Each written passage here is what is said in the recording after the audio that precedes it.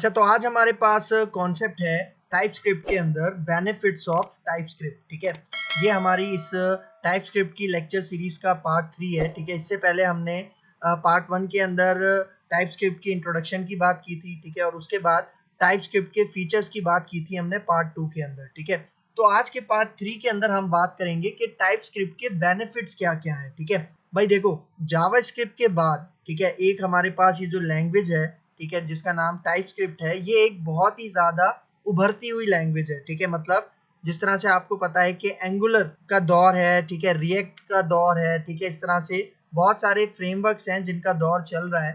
तो इन सारे फ्रेमवर्क्स के अंदर जो बैकएंड लैंग्वेज यूज होती है, ठीक है, वो कौन सी यूज होती है? वो टाइपस्क्रिप्ट यूज होती है। ठीक है, और टाइपस्क्रिप्ट बेसिकली सबसेट है, मतलब सुपरसेट है किसका? जावास्क्रिप्ट का। इसका मतलब टाइपस्क्रिप्ट के अंदर पूरी की पूरी जावास्क्रिप्ट आ जाती है, प्लस कुछ एडिशनल फीचर्स हैं टाइपस्क्रिप्ट के अंदर जो हमें जावास्क्रिप्ट के अंदर नहीं मिलते थे। फॉर एग्जांपल ऑब्जेक्ट ओरिएंटेड है, स्ट्रांगली टाइप चेकिंग है, कंपाइलर है। ठीक है, ये सारी चीजें हमें जावास्क्रिप्ट में नहीं मिलती थी, लेकिन टाइपस्क्रिप्ट के अंदर ये सारी चीजें हमें अवेलेबल है। ठीक है, इसका मतलब कि अगर मुझे एक इंटरप्राइज लेवल पे अपनी एप्लीकेशन बनानी है, बड़े लेवल पे बनानी है, तो जावास्क्रिप्ट के पास वो फीचर्स नहीं है जो एक एंटरप्राइज लेवल की एप्लीकेशन बनाने में मदद देती है। वो फीचर्स हमारे पास टाइपस्क्रिप्ट के अंदर बखूबी हमें मिलते हैं। ठीक है, तो अपना लेक्चर स्टार्ट करते हैं और बात करते हैं कि टाइपस्क्रिप्ट के बेनिफिट्स क्या है, मतलब एडवांटेजेस क्या हैं इसको यूज करने के। ठीक है, तो यहाँ पे देखो बेनिफिट्स ऑफ टाइपस्क्रिप्ट इंक्लूड, सबसे पहला बेनिफिट जो होता है इसके अंदर वो है कंपाइलेशन। कंपाइलेशन का क्या मतलब है भाई? देखो, अगर मैं जावास्क्रिप्ट की बात करूं, JavaScript is an interpreted language, hence it needs to be run to test that it is valid। ठीक है, इसका मतलब भाई देखो, हमारे पास जब भी हम कोई भी प्रोग्राम बनाते हैं, ठीक है, तो उसे मशीन लैंग्वेज में कन्वर्ट करने के लिए हमें या तो इंटरप्रेटर की जरूरत पड़ती है या कंपाइलर की जरूरत पड़ती है। क्योंकि भाई देखो, जो भी हमारा प्रोग्राम होता है, ठीक है, वो हमारे पास आपको पता है कि नॉर्मल इंग्लिश लैंग्वेज के अंदर हम लिखते हैं। ठीक है, लेकिन जो हमारा कंप्यूटर है जहाँ पे हम अपना प्रोग्राम रन करते हैं, कंप्यूटर तो सिर्फ मशीन लैंग्वेज समझता है ना, ठीक है, बाइनरी लैंग्वेज समझता है। तो जाहिर बात है जो भी मेरा प्रोग्राम होगा, चाहे वो मैंने किसी भी लैंग्वेज में लिखा है, ठीक है, उसको मशीन लैंग्वेज में कन्वर्ट करने के लिए, अपने कंप्यूटर को समझाने के लिए मुझे यहाँ पे या तो इंटरप्रेटर की जरूरत पड़ती है या कंपाइलर की जरूरत पड़ती है। अब इंटरप्रेटर का हम सबको पता है कि लाइन बाय लाइन हमारा कोड एग्जीक्यूट करता है और मशीन लैंग्वेज में कन्वर्ट करता है। ठीक है, लेकिन अगर मैं कंपाइलर की बात करूं, तो कंपाइलर क्या करता है? हमारे पूरे प्रोग्राम को एक साथ कंपाइल करता है और रन करने से पहले पहले जो भी उसके अंदर एरर्स होते हैं वो हमें मिल जाते हैं। ठीक है, तो देखो यहाँ पे क्या कह रहा है, JavaScript is an interpreted language. इसका मतलब है कि जावास्क्रिप्ट के अंदर कंपाइलर नहीं, बल्कि जावास्क्रिप्ट के अंदर इंटरप्रेटर यूज होता था।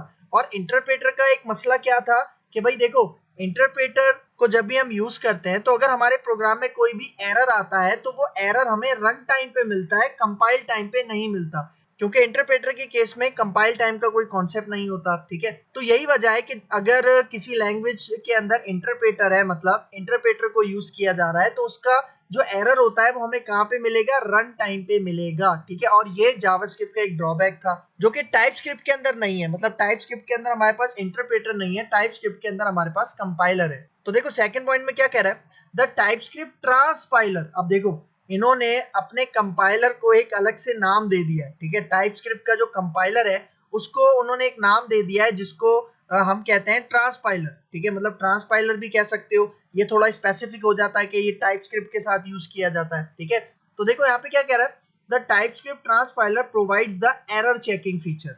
एरर चेकिंग फीचर क्यों प्रोवाइड करता है? क्योंकि कंपाइलर हमारे पास इसमें यूज हो रहा है। मतलब अपना प्रोग्राम रन करने से पहले पहले कंपाइल टाइम पे क्या होता है, हमें जो भी एरर हो, चाहे वो सिंटैक्स एरर हो, तो वो हमें कंपाइल टाइम पे ही मिल जाते हैं अपना प्रोग्राम रन करने से पहले। फिर देखो थर्ड पॉइंट में क्या कह रहा है, TypeScript will compile the code and generate compilation error if it finds some sort of syntax errors। ठीक है, इसका मतलब कि TypeScript जब भी हमारा कोड कंपाइल करता है, उसको जनरेट करता है, तो वहां पे हमारे पास कुछ कंपाइलेशन एरर्स भी आ सकते हैं। ठीक है, और वो एरर्स किस फॉर्म में होते हैं? जिस तरह से हमारे पास सिंटैक्स एरर्स होते हैं। तो हमारा प्रोग्राम रन होने से पहले पहले कंपाइल टाइम पे हमें वो एरर्स टाइपस्क्रिप्ट प्रोवाइड कर देता है। ठीक है, तो देखो लास्ट पॉइंट में यही कह रहा है, this helps to highlight errors before the script is run. मतलब कंपाइलर को यूज करने का सबसे बड़ा एडवांटेज क्या है कि जो भी हमारे एरर्स होते हैं वो हमें कंपाइल टाइम पे ही हाईलाइट हो जाते हैं बगैर अपने स्क्रिप्ट को रन किए। ठीक है, तो ये एक सबसे बड़ा एडवांटेज है टाइपस्क्रिप्ट का। अच्छा, फिर देखो हमारा नेक्स्ट फीचर है स्ट्रॉन्ग स्टैटिक टाइपिंग। ठीक है, अब स्ट्रॉन्ग स्टैटिक टाइपिंग का क्या कॉन्सेप्ट है भाई, देखो यहाँ पे क्या कह रहा है कि पहला point, JavaScript is not strongly type. भाई देखो हमारे पास दो किस्म की लैंग्वेजेस होती है। ठीक है, एक स्ट्रांगली टाइप्ड होती है, ठीक है, जिसको हम स्टैटिक टाइप भी कहते हैं, और एक दूसरी लैंग्वेज होती है जिसे हम लूजली टाइप्ड भी कहते हैं या वीकली टाइप्ड भी कहते हैं। ठीक है, तो सबसे पहले इन दोनों के अंदर डिफरेंस क्या है वो मैं आपको बता देता हूँ। ठीक है, देखो मैंने क्या बताया कि हमारे पास दो टाइप्स की लैंग्वेजेस होती हैं। ठीक है, टू टाइप्स ऑफ लैंग्वेजेस। ठीक है, अगर मैं सबसे पहली लैंग्वेज की बात करूं उसे हम कहते हैं स्ट्रांगली टाइप। ठीक है, स्ट्रांगली टाइप भी हम कहते हैं।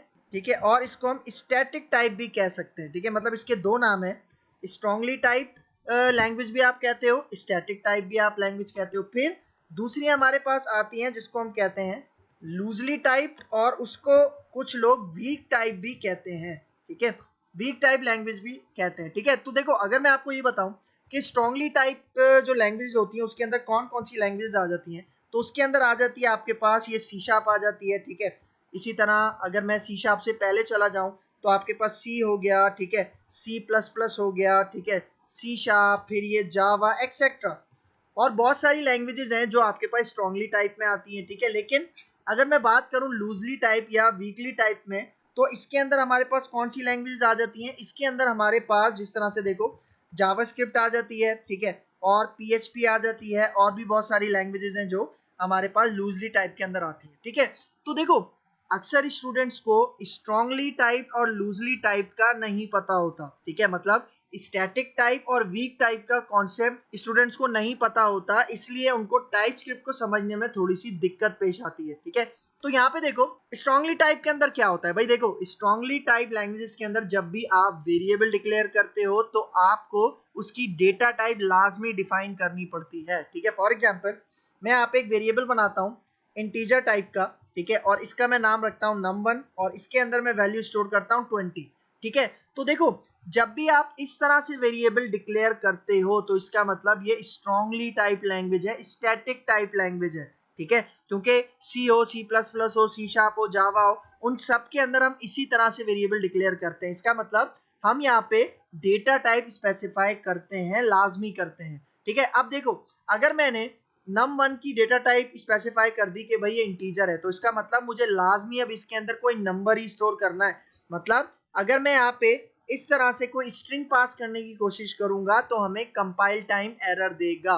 ठीक है, तो आपके पास टाइपस्क्रिप्ट भी कौन सी मतलब कैटेगरी के अंदर आता है, टाइपस्क्रिप्ट भी आपके पास इसी कैटेगरी के अंदर आता है जिसको हम कहते हैं स्ट्रांगली टाइप लैंग्वेज। ठीक है, तो मतलब अगर आपने यहाँ पे इंटीजर स्पेसिफाई कर दिया तो आपको लाजमी यहाँ पे इंटीजर वैल्यू ही देनी पड़ेगी। ठीक है, लेकिन अगर मैं बात करूं लूजली टाइप मतलब वीक टाइप के अंदर, तो यहाँ पे ऐसा कोई सीन नहीं होता। अच्छा, लूजली की हम स्पेलिंग ठीक कर देते हैं यहाँ पे। ठीक है, तो लूजली टाइप कौन कौन सी लैंग्वेजेस है, जिस तरह से जावास्क्रिप्ट हो गई, पीएचपी हो गई। ठीक है भाई, देखो इसको मैं लूजली टाइप क्यों कह रहा हूँ, क्योंकि जब भी हम लूजली टाइप लैंग्वेजेस के अंदर वेरिएबल्स बनाते हैं तो हमें डेटा टाइप स्पेसिफाई करने की जरूरत नहीं पड़ती। अगर मैं जावास्क्रिप्ट की बात करूं तो जावास्क्रिप्ट में हम वेरिएबल कैसे बनाते हैं, फॉर एग्जांपल मैंने यहाँ पे एक वेरिएबल बनाया a, ठीक है, और इसके अंदर मैं स्टोर करता हूँ फॉर एग्जांपल 20।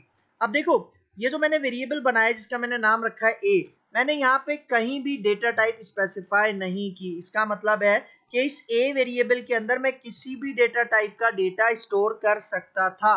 मतलब मैं इंटीजर भी स्टोर कर सकता था, मैं स्ट्रिंग, फ्लोट, डबल वगैरह जो जिस डेटा टाइप का चाहे डेटा स्टोर कर सकता था। ठीक है, क्योंकि यहाँ पे डेटा टाइप स्पेसिफाई नहीं होती, और पीएचपी के अंदर भी हम इसी तरह से करते हैं।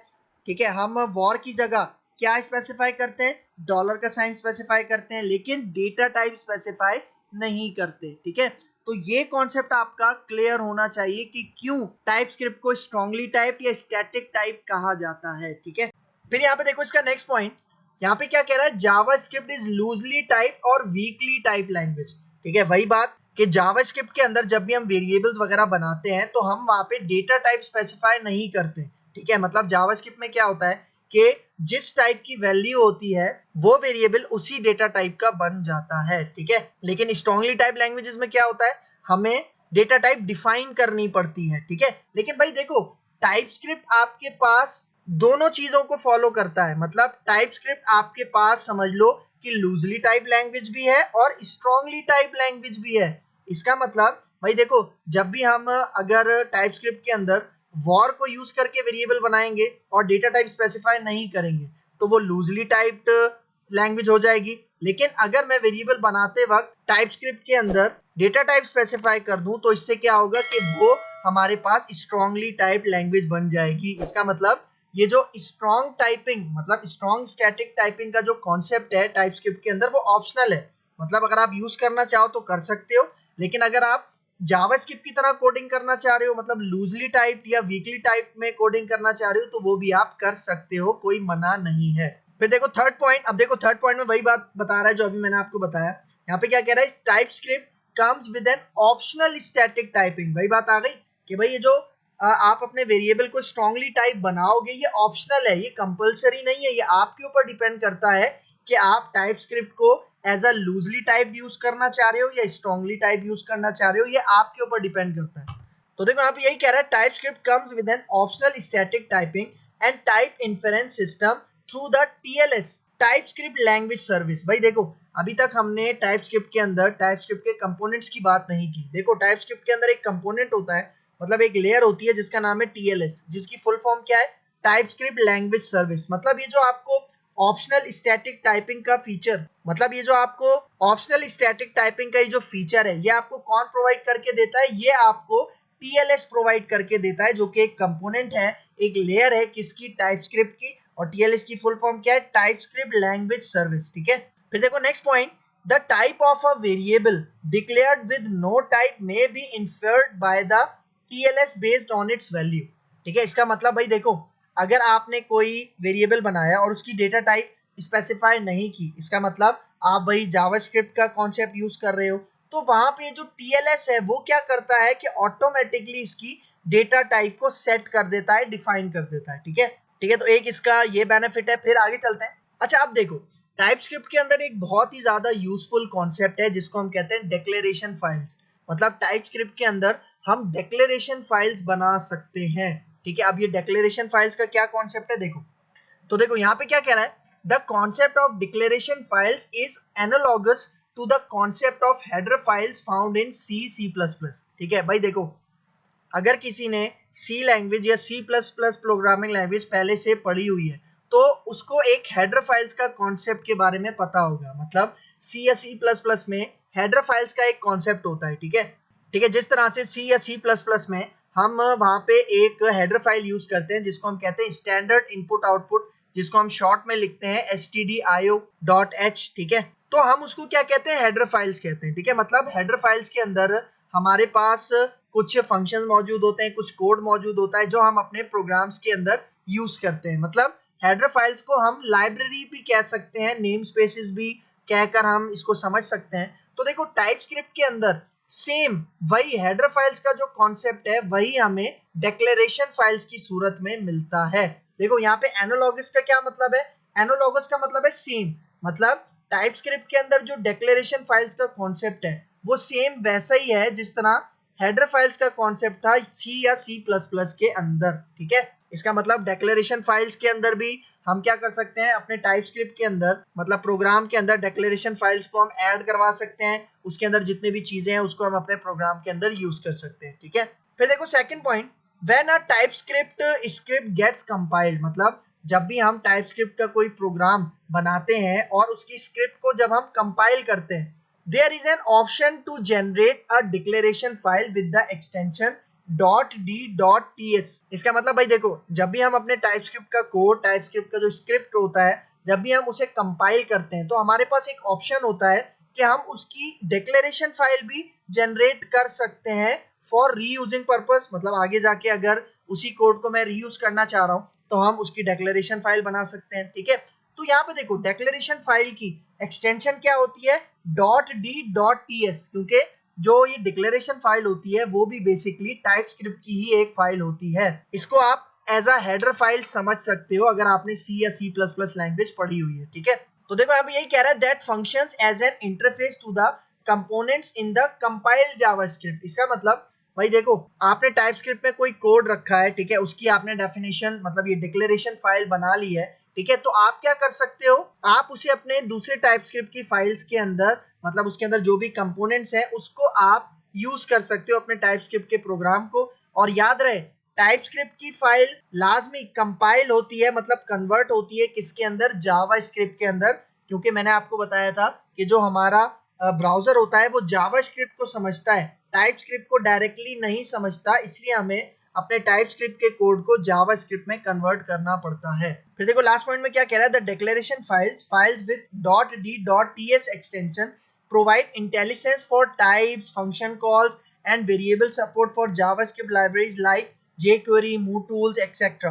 इसका मतलब देखो जब आप डिक्लेरेशन फाइल को ऐड करते हो अपने प्रोग्राम के अंदर तो उस डिक्लेरेशन फाइल के अंदर जितना भी कोड होता है तो उससे रिलेटेड आपको सारी इंटेलिजेंस मिल जाती है, मतलब डेटा टाइप से रिलेटेड फंक्शंस वगैरह जो भी उस डिक्लेरेशन फाइल के अंदर मौजूद हैं, वेरिएबल्स, टाइप्स वगैरह, मतलब जितनी भी लाइब्रेरी के अंदर चीजें हैं वो सारी आपको आपके टाइपस्क्रिप्ट के प्रोग्राम के अंदर मिल जाती हैं, ठीक है, मतलब उसकी इंटेलिजेंस भी मिलती है, हिंट भी मिलती है, सजेशन भी मिलती है, ठीक है। तो ये एक बहुत बड़ा बेनिफिट है टाइपस्क्रिप्ट को यूज करने का। फिर देखो यहाँ पे क्या कह रहा है, TypeScript supports type definitions for existing JavaScript libraries. अब देखो यहाँ पे वही बात कर रहा है कि वो जो डेफिनेशन फाइल्स होती हैं, डिक्लेरेशन फाइल्स होती हैं, उनको आप यूज कर सकते हो, ठीक है, एज अ जावास्क्रिप्ट लाइब्रेरी अपने टाइपस्क्रिप्ट के प्रोग्राम के अंदर। फिर यहाँ पे देखो क्या कह रहा है, TypeScript definition file with .d.ts extension provides definition for external JavaScript libraries, ठीक है। इसका मतलब अगर आपको एक्सटर्नल जावास्क्रिप्ट की लाइब्रेरीज यूज करनी है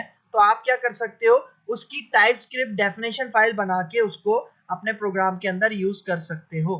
फिर देखो hence TypeScript code can contain these libraries, ठीक है, इसका मतलब है कि टाइपस्क्रिप्ट का कोड आपके पास ये जो जितनी भी लाइब्रेरीज की बात मैं कर रहा हूँ, डेफिनेशन फाइल्स की बात कर रहा हूँ, वो हम कंटेन कर सकते हैं अपने टाइपस्क्रिप्ट के प्रोग्राम के अंदर, ठीक है। फिर कुछ और बेनिफिट्स की बात करते हैं टाइपस्क्रिप्ट के। अब यहाँ पे देखो पहला पॉइंट यहाँ पे क्या कह रहा है, TypeScript supports object oriented programming. ये बात तो हम पहले भी लेक्चर्स के अंदर डिस्कस कर चुके हैं कि टाइपस्क्रिप्ट का जो मेन फीचर है वो क्या है कि ये भाई ऊप को फॉलो करता है। ऊप के कॉन्सेप्ट्स कौन कौन से कॉन्सेप्ट्स को फॉलो करता है, देखो क्लासेस हो गए, इंटरफेसेस हो गए, इनहेरिटेंस, जेनरिक्स, XYZ, बहुत सारे कॉन्सेप्ट्स हैं ऊप के जो कि टाइपस्क्रिप्ट सपोर्ट करता है लेकिन जावास्क्रिप्ट सपोर्ट नहीं करता था, ठीक है। फिर देखो second point, TypeScript highlights errors at the compilation time whereas JavaScript at the run time. इसका मतलब देखो मैंने आपको बताया था कि टाइपस्क्रिप्ट के अंदर कंपाइलर यूज होता है और जावास्क्रिप्ट के अंदर इंटरप्रेटर यूज होता है, तो दोनों का डिफरेंस क्या है कि टाइपस्क्रिप्ट जो भी आपको एरर दिखाएगा वो कंपाइल टाइम पे दिखा देगा, मतलब आपके स्क्रिप्ट को रन करने से पहले पहले, रन टाइम में जाने से पहले पहले जब आपका कोड कंपाइल हो रहा होता है, जब आप लिख रहे होते हो तो उसी वक्त वो आपको एरर दिखा देगा। लेकिन अगर आप जावास्क्रिप्ट यूज कर रहे हो तो वहां पे इंटरप्रेटर है, तो जब आप रन कर लोगे उसके बाद रन टाइम पे आपको वो एरर्स वगैरह हाईलाइट करके देगा, ठीक है। और जावास्क्रिप्ट में एरर्स कैसे हाईलाइट होते थे भाई, देखो अगर मैं गूगल क्रोम पे रन कर रहा हूँ, ठीक है, अपना जावास्क्रिप्ट का कोई प्रोग्राम, तो हम राइट क्लिक करते हैं, इंस्पेक्ट एलिमेंट में जाते हैं और वहां पे फिर हम कंसोल में जाके अपने जावास्क्रिप्ट के एरर्स को पकड़ पाते हैं, ठीक है, मतलब रन टाइम पे पकड़ते हैं। फिर देखो third point, great tooling support with IntelliSense which provides active hints as the code is added. मतलब देखो मैंने आपको बताया था कि टाइपस्क्रिप्ट के अंदर हमारे पास बहुत अच्छी टूलिंग सपोर्ट भी मौजूद है और टूलिंग सपोर्ट के साथ साथ हमें इंटेलिजेंस मिलती है। इंटेलिजेंस मतलब जो भी मैं कोडिंग कर रहा हूँ, ठीक है, तो उससे रिलेटेड इंटेलिजेंस मुझे मिल जाती है, सजेशन मिल जाती है मेथड्स की, फंक्शंस की, टाइप्स की, जिसको हम हिंट्स भी कहते हैं, ठीक है, तो वो भी हम ऑटोमेटिक अपने कोड में ऐड कर लेते हैं। फिर देखो लास्ट पॉइंट में क्या कह रहा है, TypeScript provides the benefits of optional static typing, TS types can be added to variables, functions, properties. इसका मतलब देखो वही बात यहाँ पे दोबारा रिपीट कर रहा है कि इसके अंदर जो स्ट्रांगली स्टैटिक टाइपिंग का कॉन्सेप्ट है वो ऑप्शनल है, मतलब आप अपने वेरिएबल के ऊपर अगर डेटा टाइप स्पेसिफाई करना चाह रहे हो तो कर सकते हो, अगर नहीं करना चाह रहे तो नहीं कर सकते, ठीक है। तो फिर यहाँ पे कह रहा है कि टाइपस्क्रिप्ट के अंदर भी सारी डेटा टाइप्स मौजूद हैं जो हम वेरिएबल्स के ऊपर अप्लाई कर सकते हैं, फंक्शंस, प्रॉपर्टीज एक्सेट्रा, मतलब बहुत सारी जगह पे हम टीएस की डेटा टाइप्स यूज कर सकते हैं। और टीएस की डेटा टाइप उसी तरह है जिस तरह जावास्क्रिप्ट में हमने पढ़ा था, ठीक है। तो मतलब इतना बड़ा कोई डिफरेंस, मेजर डिफरेंस नहीं है। मेजर डिफरेंस सिर्फ 3 चीजों का है। एक तो टीएस के अंदर ऑब्जेक्ट ओरिएंटेड प्रोग्रामिंग है और स्ट्रांगली टाइप चेकिंग है, ठीक है। और तीसरा कंपाइलर है। ये 3 मेन ऐसे बड़े रीजंस हैं जो कि टाइपस्क्रिप्ट और जावास्क्रिप्ट में डिफरेंस पैदा करते हैं, ठीक है। देखो फिर कुछ एक एक लाइन के और बेनिफिट्स हैं। देखो सबसे पहले TypeScript runs in any browser और जेएस इंजन, मतलब जहां जिस ब्राउजर पे जावास्क्रिप्ट रन हो सकती है, ठीक है, उसी ब्राउजर पे आप टाइपस्क्रिप्ट को भी रन कर सकते हो। क्योंकि आपको पता है कि टाइपस्क्रिप्ट को जब आप रन करते हो तो वो कन्वर्ट होती है जावास्क्रिप्ट के अंदर, और जावास्क्रिप्ट का एक इंजन जो कि हमारे ब्राउजर पे काम कर रहा होता है वो उसको कन्वर्ट करता है। फिर देखो next point, TS helps in code structuring. इसका मतलब भाई देखो टाइपस्क्रिप्ट को जब भी आप यूज करोगे ना, क्योंकि देखो प्रॉपर ऊप के कॉन्सेप्ट यूज हो रहे हैं, इसका मतलब आपको अपने कोड को स्ट्रक्चर करना, बनाना और मेंटेन करना बहुत ज्यादा आसान हो जाता है जब आप टाइपस्क्रिप्ट को यूज करते हो। फिर देखो TS has a name space concept by defining a module, ठीक है। भाई देखो नेम स्पेस का कॉन्सेप्ट सी शार्प लैंग्वेज के अंदर है, और आपको पता है सी शार्प और टाइपस्क्रिप्ट का जो क्रिएटर है वो कौन है, एंडर्स हेल्सबर्ग है, ठीक है। तभी वो जो नेम स्पेस का कॉन्सेप्ट है वो सी शार्प से उठा के टाइपस्क्रिप्ट के अंदर भी लेकर आया गया है, ठीक है। और नेम स्पेस मतलब मॉड्यूल्स, मतलब अगर हमें ईमेल से रिलेटेड कोई काम करना है तो हम ईमेल का मॉड्यूल यूज करते हैं, ईमेल का नेम स्पेस यूज करते हैं, ठीक है। और अगर कोई काम करना है तो हम उसका नेम स्पेस यूज करते हैं। मतलब हम जो अपनी प्रोग्रामिंग करते हैं वो अलग अलग मॉड्यूल्स को यूज करके करते हैं, नेम स्पेस को यूज करके करते हैं, ठीक है। तो ये इसका एक बहुत बड़ा एडवांटेज है। फिर देखो type annotations can be optional. अब देखो टाइप एनोटेशन में किसे कह रहा हूँ भाई, देखो जिस तरह मैंने बताया, अगर मैं वेरिएबल बनाता हूँ, ठीक है, वॉर को यूज करके मैं वेरिएबल बनाता हूँ, मतलब एज अ जावास्क्रिप्ट को यूज करके मैं वेरिएबल बनाता हूँ। तो अगर मुझे उस वेरिएबल को इंटीजर बनाना है, ठीक है, तो मैं टाइप एनोटेशन यूज कर सकता हूँ। जिस तरह इंटीजर के लिए टाइप एनोटेशन हम इंट यूज करते हैं, और भी बहुत सारी डेटा टाइप्स हैं जिसके लिए हम टाइप एनोटेशन यूज कर सकते हैं टाइपस्क्रिप्ट के अंदर। और ये जो टाइप एनोटेशंस है, मतलब अगर आप अपने वेरिएबल्स को स्ट्रांगली टाइप बनाना चाह रहे हो तो ये ऑप्शनल है, ये कंपलसरी नहीं है। फिर देखो टीएस सपोर्ट्स इंटरफेसेस। अब आपको पता है जिसको ऊप की नॉलेज होगी उसको फिर देखो नेक्स्ट पॉइंट क्या कह रहा है, टीएस सपोर्ट्स इंटरफेसेस। भाई देखो अब जिसको ऊप के कॉन्सेप्ट्स के बारे में नॉलेज होगी उसे पता होगा कि भाई इंटरफेसेस क्या होते हैं, ठीक है। आगे जाके हम भी टाइपस्क्रिप्ट के अंदर इंटरफेसेस की बात करेंगे बिल्कुल डिटेल में। तो अगर किसी को कॉन्सेप्ट नहीं है तो वो इस लेक्चर सीरीज को फॉलो करके इजीली सीख सकता है, ठीक है। फिर यहाँ पे देखो some companies report a reduction in bugs as soon as they switch to TypeScript। भाई देखो कुछ कंपनीज हैं और बड़ी बड़ी कंपनीज हैं जो कि जब टीएस के ऊपर स्विच हुई थी, मतलब जब वो टाइपस्क्रिप्ट के ऊपर आई थी, तो उन्होंने रिपोर्ट किया कि भाई जो बग्स थे, जो एरर्स थे प्रोग्रामिंग लैंग्वेज के अंदर, जिस तरह से जावास्क्रिप्ट के अंदर, ठीक है, वो टाइपस्क्रिप्ट के अंदर बहुत ज्यादा कम हो गए हैं। मतलब टाइपस्क्रिप्ट के अंदर रिडक्शन हो गई है बग्स की, एरर्स की। रिडक्शन का मतलब कमी देखने को मिल रही है बग्स की, एरर्स की। और ये रिपोर्ट किसने दी थी, कुछ बड़ी बड़ी कंपनीज ने दी थी, जो कि टाइपस्क्रिप्ट को एक बहुत बड़ा एडवांटेज देता है, ठीक है। तो ये था टाइपस्क्रिप्ट का पार्ट नंबर 3, जिसके अंदर हमने देखा बेनिफिट्स ऑफ टाइपस्क्रिप्ट। तो अगर मेरी वीडियो आपको पसंद आई हो तो मेरे चैनल को लाइक कीजिए, शेयर कीजिए, सब्सक्राइब कीजिए और मुझे दुआओं में याद रखिए। मिलते हैं इंशाअल्लाह नेक्स्ट लेक्चर के अंदर, तब तक के लिए अल्लाह हाफिज।